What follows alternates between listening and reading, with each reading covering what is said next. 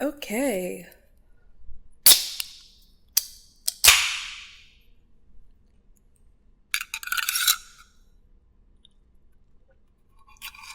Oh, How is it?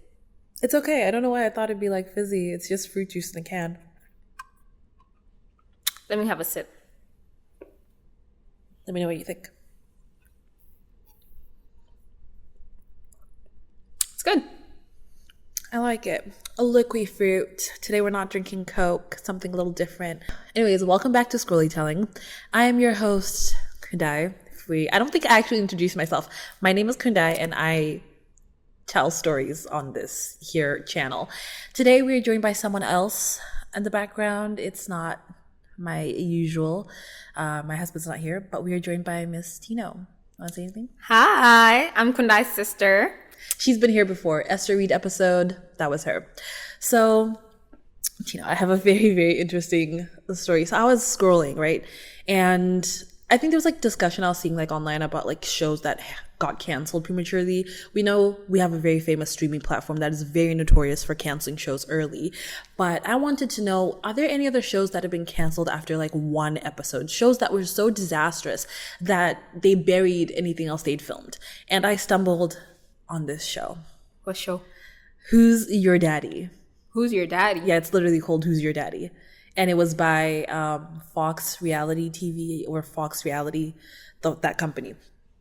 And it's basically this show where these adults or these individuals go and they try and find their biological dad. They basically gamified finding out who your bio dad is into like some form of reality TV show with a cash prize at the end. And how would that work? Like if you find your dad, you win the show? But if you guess wrong, then the guy who you assumed was your dad but isn't your dad wins money. Like this show, like that. Yeah, it was very, very controversial, and like Fox would end up canceling it after one episode. And instead of like calling the first episode their pilot, they called it a special. And a lot of people are very upset about the way and like the way the show was presented and the sort of, I want to say caricaturization, but they were trying to make light of such a serious situation. And the title was also really problematic. So it's called Who's Your Daddy? And a lot of people, when they tuned into this show, they thought it was going to be something salacious, something a little sexy, something you would want to watch with your mom. And then you start watching and you quickly realize that there's no sexy time going on in this show. You can get those thoughts out of your head immediately. And you can call your mom back and be like, okay, mom, we can watch this together, because it's just essentially a bunch of men, 8 men, and one person. This episode, the first episode, was about a lady named TJ Myers, and she's this beautiful blonde lady. Like, she is gorgeous, and she's very soft spoken. She's like, I really want to find my dad. And they're showing her casting tape, and she's basically saying, like, I was prompted to do this search because I never really felt like I belonged. Like, my adoptive parents were great, but I wanted to find out, where do I belong? And she said she was at a family reunion at one point, and one of her adopted aunts said to her, well, you don't even count. You're adopted.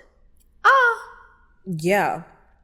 And I don't know how old she was. She didn't like give us like more context, but no matter how old you are, that stings, especially from like a family that you're part of.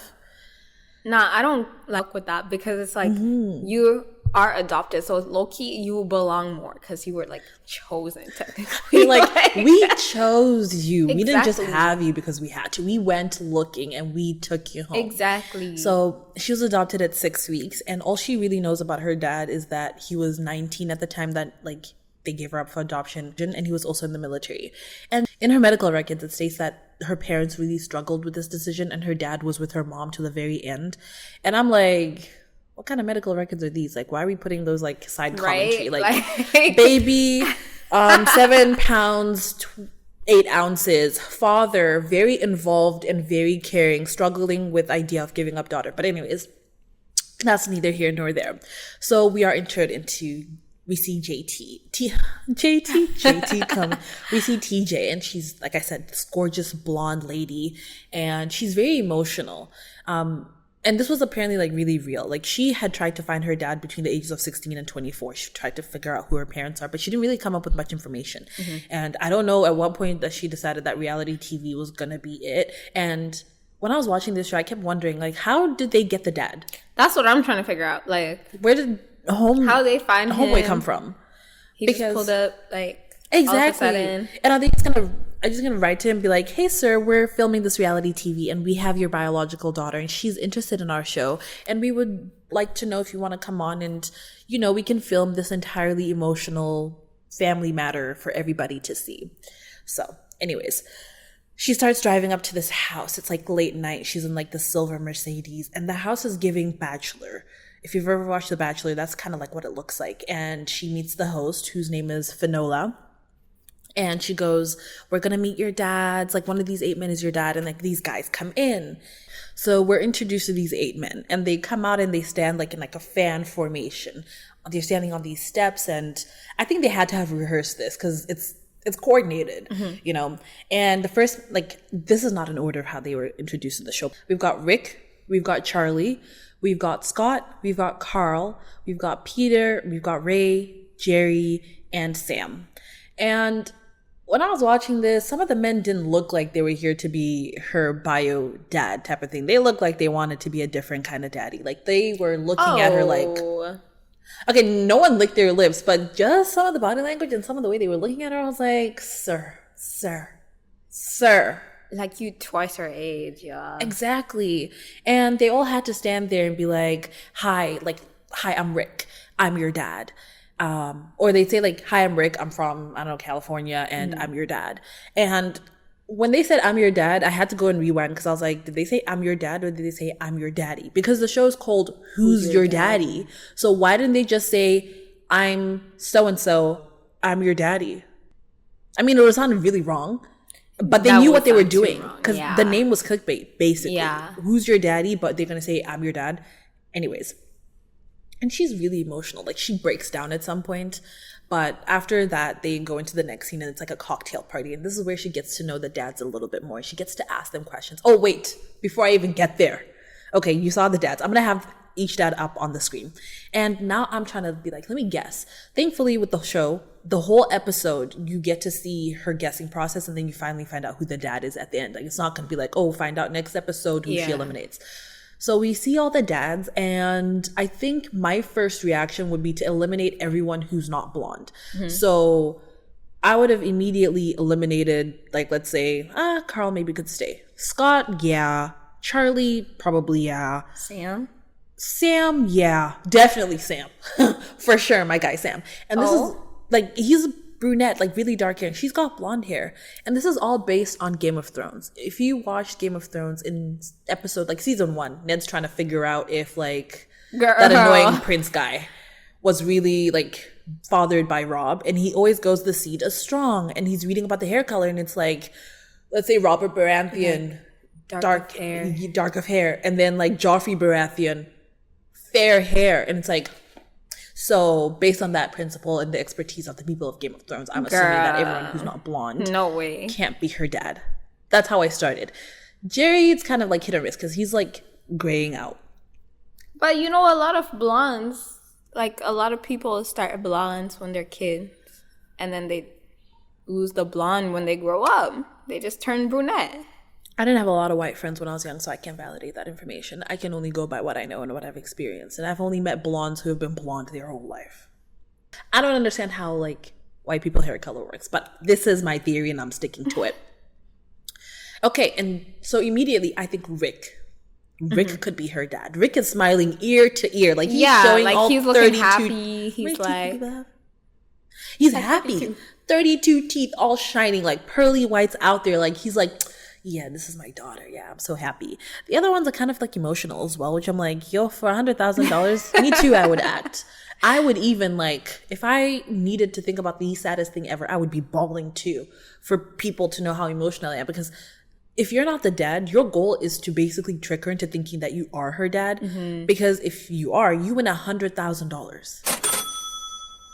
Basically to manipulate this girl who's just really vulnerable and emotional looking for her And this dad. was $100K way back when. Yeah, I googled how much 100K would be today. That's like $165,000 today.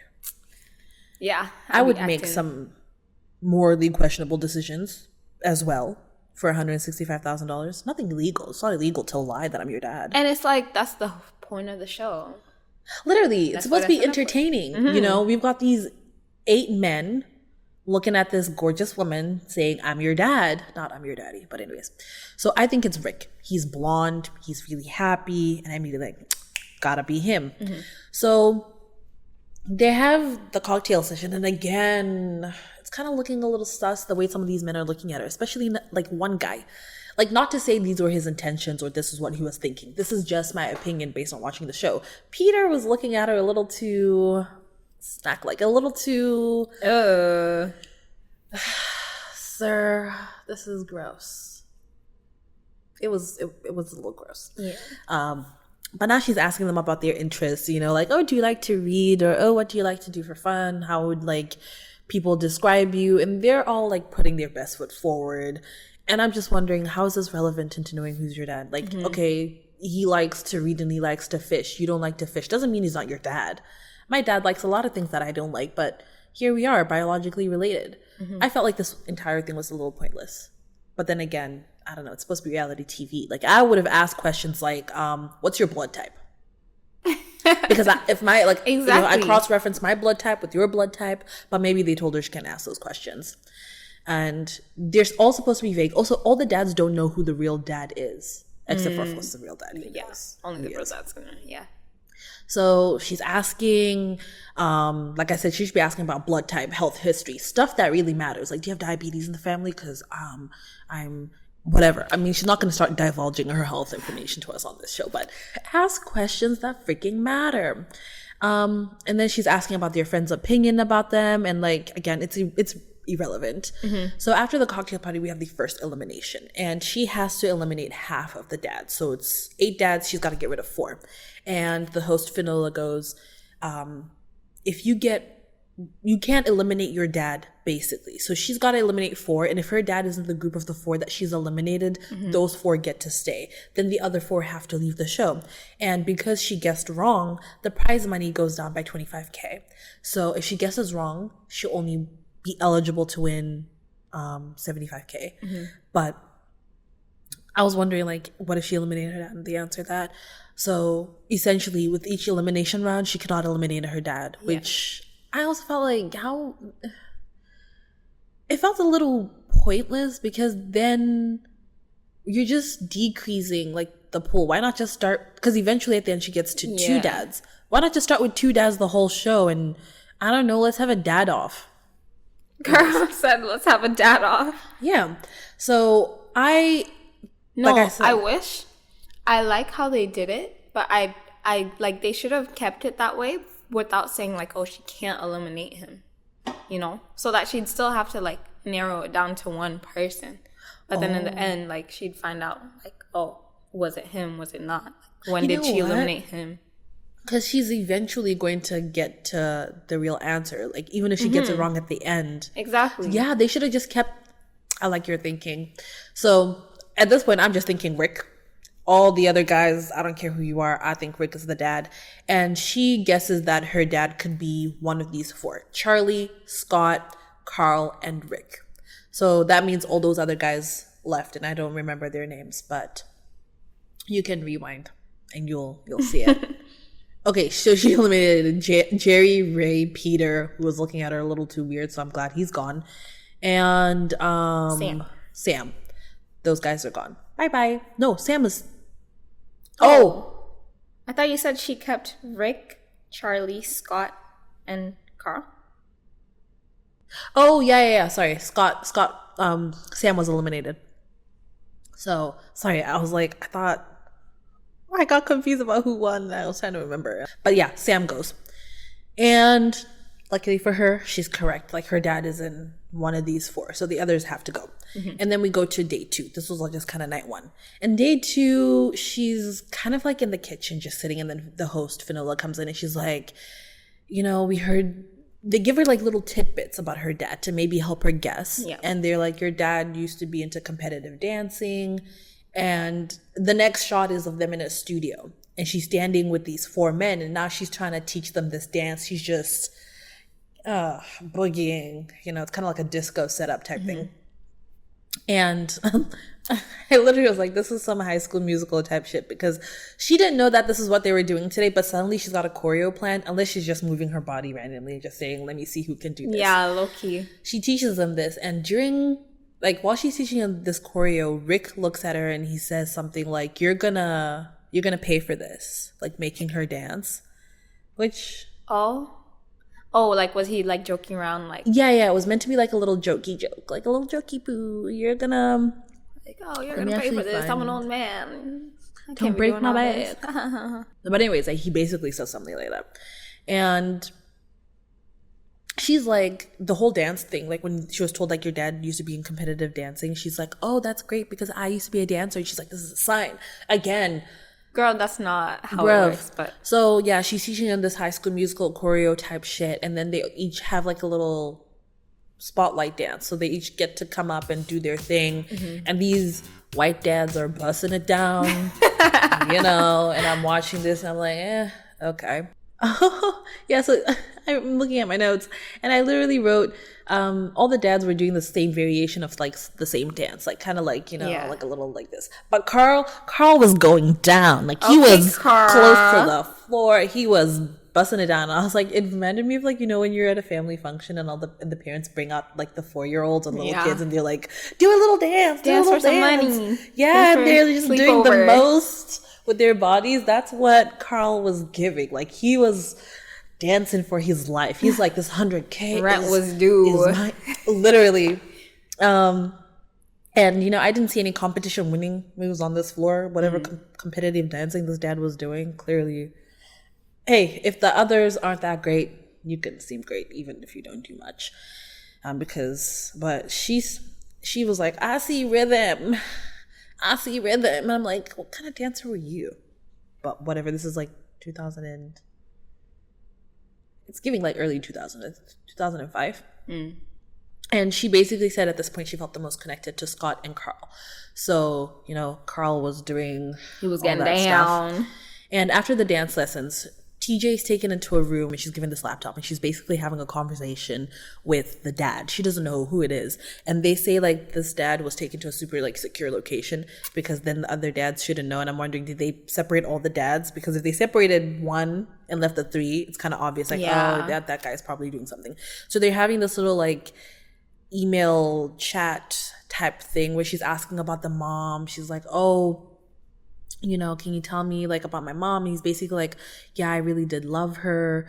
We were really, really into each other. And, like, I was really, really sad about, like, our situation, having to give you up. And at the end, he basically just types, I'll get you back for the dance lesson. And then she goes, Rick said to me, because Rick said you'll be sorry you did this. And she's like, Rick is my daddy. It's Rick. It's got to be Rick. And I'm thinking, I've been saying it's Rick from day one, so obviously I've got great intuition. The seed is strong. The blondes got to stick together. And after this, she has to eliminate 2 more dads. So she's got 4. She's got to get rid of 2. And again, if the dad is not in that group, the money would go down. But she's still at 100K. So it seems like it's almost hard. Like, I was feeling like it's very hard for her to fail to win. Yeah. Because they keep keeping the dad in. Yeah. So her odds of winning this money keep increasing the more she guesses correctly. Yeah. Like, she should have just, like you said, eliminate the dad from the get-go. If she eliminated him, eliminate him, and then let's just watch the show for bands. But no. She eliminates Rick and Carl.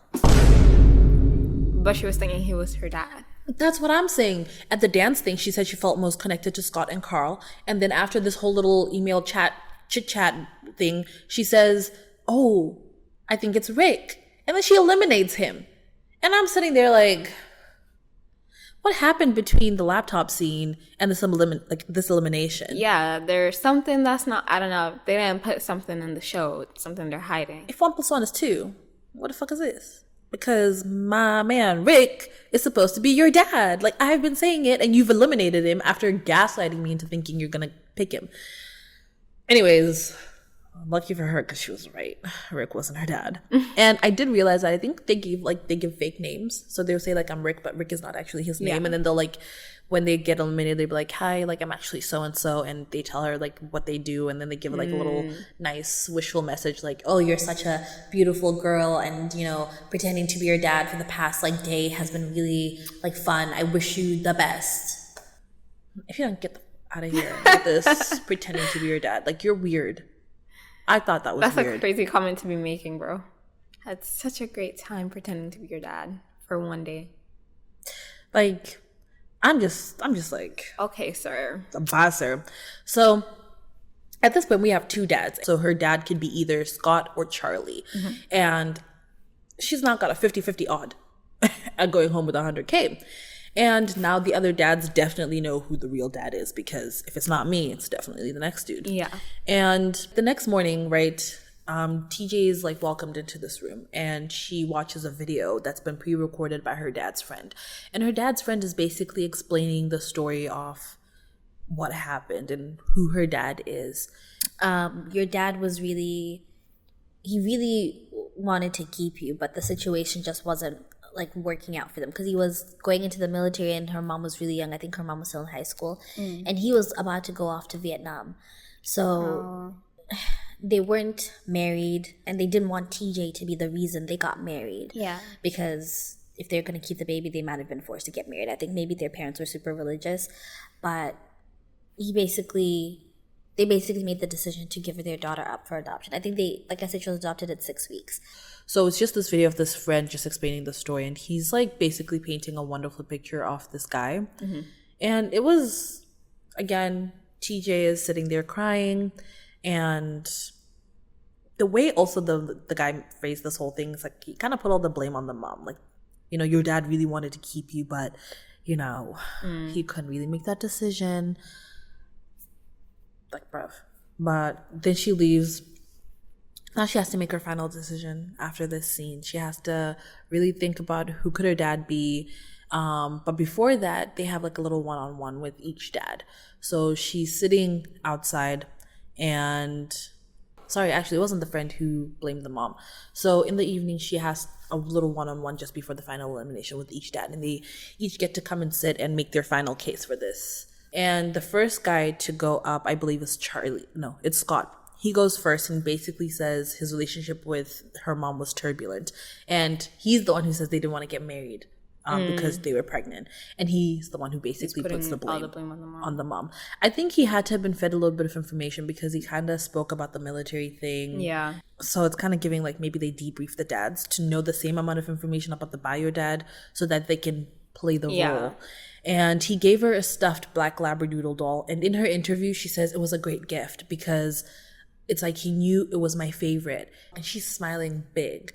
Like she's just so happy. And then after that, we have Charlie, who goes up. And he comes with this large like poster-sized paper that's been folded and this book. And I'm like, sir, what is that? Like, yeah. I thought he'd bring maybe flowers or a toy. What was the poster? Oh, I'll get to that. I'll get to that. Oh. He basically is saying like the same kind of spiel. These men are both very emotional. They're saying like, I really wish I had found you sooner. I really wish you had been a part of my life. Like giving you up was one of the hardest things I've ever had to do. And they're both very, very emotional. And I'm thinking this should be illegal. Whoever's the fake dad, jail immediately. Because, sir. Yeah, that's a lot to be taking on. Like, if you're, like, trying to find your dad, and then this guy's, like, full on pretending, like, giving it his all. Like, he was he's your dad. Like, and I was like, a lot. I don't know who the daddy is. They eliminated the blonde guy, and these guys' hairs could be blonde, could be brown. Could be a situation where it turned from blonde to brown or brown to blonde. I don't know. Bro, it's always like that with white people. Like, I can't tell if there's blonde or brunette. I was so naive, but I was like, you know what? Let me just keep watching because this show clearly is wild. Mind you, this was like 1 a.m. when I'm watching this. I'm in bed on my side. Like, notes open, YouTube open. Because I wanted to know what kind of show gets canceled after one episode. He basically opens, right, this poster. Like this poster thing. It's not a poster, it's a sketchbook. It's a drawing of TJ. I'm gonna insert a picture of the drawing. I should have gotten you a picture of the drawing. But it's basically, he's no artist. It's like, you know those pictures you used to draw in like grade school when you're just trying to draw a picture and you're like, this is the girl, and he's like, this is the image I've had of you in my head for all these years. Ain't no way. And he's like, for the last 20 years, and I'm like, sir. But I'm thinking at this point that my man Charlie was sitting in the back just quickly doodling a picture to come and show her, because it didn't look like a picture he drew years ago and he just always held on to. It looked like something he just did like a quick sketch. Yeah, but he's basically saying, this is the image I've had of you in my mind for the past 20 years. So I guess it could slide. But Mr. Sir is no Picasso. I mean, if he really is the dad, he was a military man. Oh, I also forgot to mention that TJ was also in the military. Oh. So I guess, I don't know if the military is a genetic trait. Maybe she should have spent a lot more time asking about the military instead of asking them about their interests or things that were irrelevant to that cocktail party. Because you could immediately eliminate someone who wasn't in the military, because she's got that experience and her dad obviously would as well, because he fought in Vietnam. Why was she not asking the right questions? I feel like maybe part of it was scripted. Now we're getting into the decision, you know. She's worried now about choosing the wrong guy, because she's basically like, what if I choose wrong and I hurt his feelings? And again, I think this is part of why people didn't like the show, because it's trauma packaged as a reality TV show. We're basically showing these people's real lives and the things that they've experienced, really real, raw family things, that she's probably got trauma or some form of something from her experience being adopted and then having that aunt who told her she just basically doesn't belong. And here we are filming all of this emotional stuff for TV. And we've got really these messy men pretending to be dads and crying on TV when they're potentially not the real dad. So she's sitting there worried about hurting her dad's feelings and trying to figure out who could be her dad. So she gets back with Finola, and they're basically in the same area where all the dads have come up, but now instead of all the dads, just one dad, her real dad, behind the door. And she's standing there. We don't know who she eliminated at this point. And they open the door and basically same spiel, like, if you guessed wrong, he gets the money, but if you guessed right, you get the money. And she never mentioned the money. Like, none of them ever mentioned the money. The host is the only one who's reminding us that there's a cash prize at the end of this, because I'm just trying to figure out who's this dad. Like, this is, I was going to say something out of a TV show, but it's literally a TV show. Tell me who he is. And it's basically giving, Love is Blind, when they're standing at the opposite ends and then they've got the shadow thing and then the doors open and then they both see each other for the first time. Drama. Yeah, I think Love is Blind got the inspiration for that reveal from this show. But TJ's not behind a door. She's on a red carpet, just standing there waiting. And the doors open. And we get a look at her dad. Wait, but who did she pick? We don't know yet. Okay. So they tell her after. Open the door, and out walks Rick. I'm kidding. It's not Rick. He was eliminated. He's not her dad. It's Charlie. Charlie walks out, and he gives her a big hug. She had actually chosen Charlie. So she wins the $100,000, really, and she guessed her dad correctly.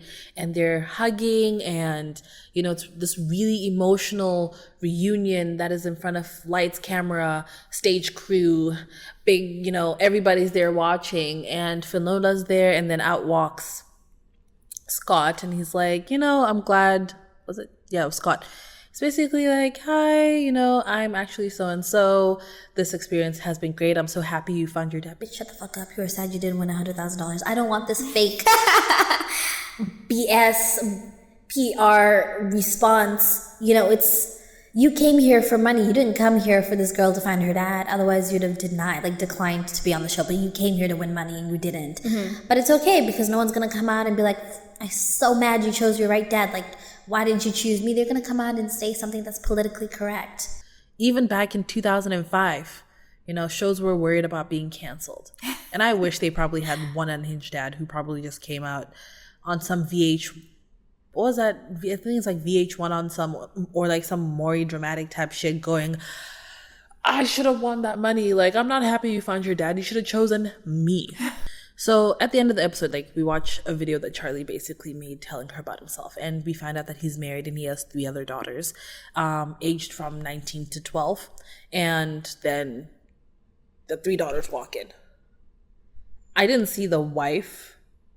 I don't recall seeing the mom walk in, but the 3 daughters come in, and it's not like this big family reunion type thing. And you know, this whole time, like, it's so emotional. Charlie's been asking her, like, I hope you forgive me for what happened. Yeah. And then he's kind of like, do you want to know a little bit about your mom? And then guess what? What? The mom walks in. Like, okay. her mom walks in. I'm like, where'd they find these people? Yeah. Like, what private investigator do these people have? Because what? We've got the mom and the bio dad, and then she's hugging her mom. Again, it's all emotional. His 3 daughters are in the back, just standing there awkwardly. And that's such an awkward situation to be in, bro. Yeah, and the host is just also standing there. And I'm like, this should not have been filmed. This is something that should have been kept private. Maybe after like the reveal, they should have just left it at that, end the episode. But I guess for more sympathy points, or to really tug at our heartstrings and to be like, oh, guys, they found the mom, the mom is here too. They showed us the mom, and it's all emotional. So now Charlie's in one of those like interviews, like, you know, like when they have I want to say mockumentary, those like interview things where they get to ask the person questions, and he's basically like, this was one of the greatest moments of my life. He basically was about to say, this is the greatest moment of my life. And I think he remembered that he's got a wife and 3 other daughters. And he's like, one of the greatest moments of my life. Because they couldn't cut that out? They didn't cut it out. Well, basically, both parents just state that we had to give you up because of our parents. We were very young, and the mom, like I said, wasn't done school, and Charlie was about to go to Vietnam, so they couldn't keep her. Mm-hmm. And yeah, that's the show Who's Your Daddy. They had recorded, I think, 5 episodes, and they aired them on Fox Reality TV, that like the channel. I don't know why I started there. They aired them on the Fox Reality TV channel, but you can't really find these episodes anywhere. This was kind of lucky that this was on YouTube on some random channel, but that was the show that was canceled as soon as it started. People were like, get this shit off the TV. I was expecting some sexy time, not some emotional stuff. Because again, it was aired late at night. Yeah, the title is like low-key. Who's your daddy? Who's your daddy? Okay, but was that like daddy. People's main complaints? Like that it was like what were that timing thing was one of the complaints. And then they had like adoption agencies coming and saying like, this is wrong. You shouldn't be doing this. Like, we shouldn't be packaging people's personal experiences for reality TV. It's just not right. So there was a lot of backlash, and they had to cancel it. I don't know what they were thinking. Again, maybe it's like 2005. They're hoping that like anything will stick. So let's just give me your top 10 most random ideas for a reality TV show, and let's see what sticks. And someone was like, you know what? I love my dad. I love my dad so much. And I know some people don't get to know who their biological dad is. So I'm thinking, why don't we get a bunch of men, right? 8 random dudes, but one of them is the actual dad, right? And we'll find people who are desperately seeking to be reunited with their biological dads, and we'll exploit them for TV. We'll basically tell them we'll give them $100,000 as incentive, you know, but if they don't guess right, we'll take the $100,000 away and give it to one of the men who are coming here only for the purpose of like manipulating this girl into thinking that they're her dad so they can win the money. And we'll film it, and we'll do you one better. Let's even get like the real dad's family involved. And if we can find the bio mom too, it'd be like, yeah. And let's call it Who's Your Daddy, not Who's Your Dad. Because Who's Your Dad sounds wholesome. But Who's Your Daddy? People are going to be tuned in. They're going to be like, oh, I want to see what this is about. 2005 clickbait.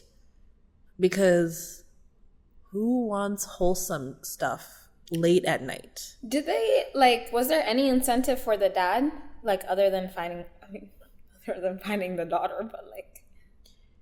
Because the bio dad wasn't going to win the money. Yeah. maybe he was hoping, maybe some of this was like these people genuinely wanted to meet their daughters and they're like, I'll do it this way.